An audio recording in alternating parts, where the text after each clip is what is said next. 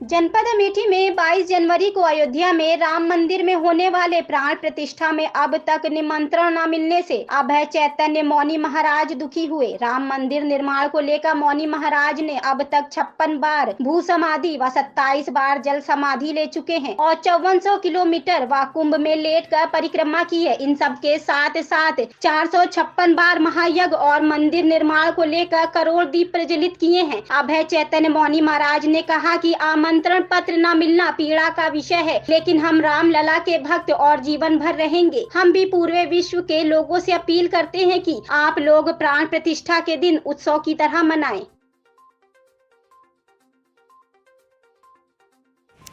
महाराज जी, अयोध्या में राम मंदिर बन के तैयार हुआ है और 22 जनवरी को प्रधानमंत्री द्वारा जो उसका करना है प्राण प्रतिष्ठा, ऐसे में आपने बहुत से अमेठी में और कई जगह आपने यज्ञ अनुष्ठान और बहुत से आपने सब किए हैं, और आपको इसमें बुलाया गया कि नहीं बुलाया गया?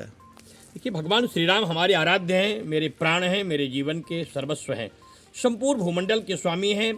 500 वर्ष 492 वर्षों बाद या सौभाग्य हम सबको लगभग 500 वर्षों बाद प्राप्त हुआ जब रामलला टेंट से एक दिव्य भवन में प्रवेश कर रहे हैं। मेरे लिए इससे ज्यादा खुशी का कोई प्रश्न नहीं है। और मैं विगत 37 वर्षों से राम मंदिर निर्माण की 56 बार मैंने भू समाधि ली है, 27 बार मैंने जल समाधि ली है, 5400 किलोमीटर मैंने लेट के परिक्रमाएं की हैं, 1 अरब 88 करोड़ 99 लाख से अधिक मैंने आहुतियाँ दी हैं, 456 ज़्यादा मैंने यज्ञ किया है और करोड़ों करोड़ों दीपक मैंने रामलला के लिए जलाए हुए हैं।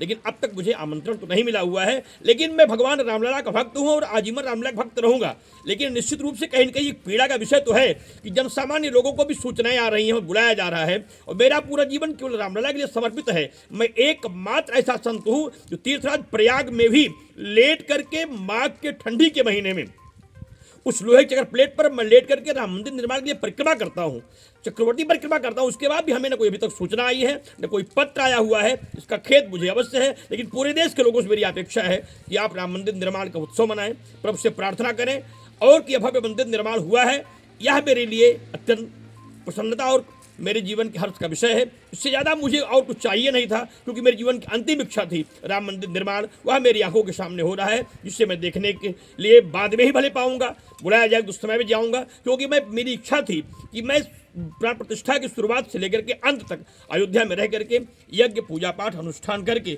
भगवान रामलला को प्रसन्न करूं। पूरे विदेश के जो लोग हमसे जुड़े हुए थे उनको संदेश दूं। आप लोगों ने जो सहयोग किया था दीप जलाने में, परिक्रमा करने में, हवन करने में, यज्ञ करने में और मेरी समाधियों में, आप सबके परिश्रम के स्वरूप यह फल मुझे प्राप्त हुआ है। लेकिन शायद यह कुछ लोगों को अच्छा ना लगा होगा या कुछ लोग नहीं चाहते होंगे, भगवान जाने क्या बात, लेकिन हमें अब तक कोई सूचना नहीं मिली।